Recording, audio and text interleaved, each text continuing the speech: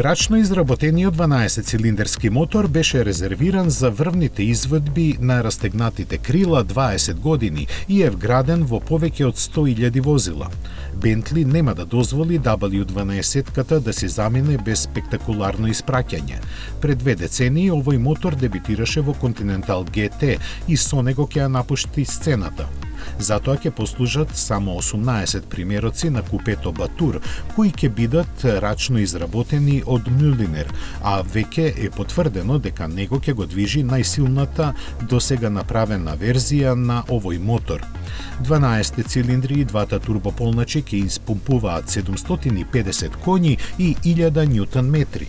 Вртежниот момент ќе биде на располагање во диапазон од 1750 до 5000 вртежи во минута, додека максималната сила се постигнува при 5500 вртежи во минута. Интересно е да се наведе дека од неговото воведување во 2003 година 6-литрениот битурбо W12 мотор константно е усовршуван.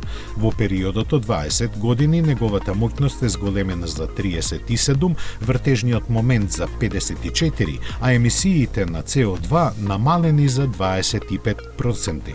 Секој примерок на W12 моторот е рачно склопуван, за што се потребни 6,5 часа работа на високо обучен тим, пошто се подвргнува на софистициран режим на тестирање на 3 диагностички машини.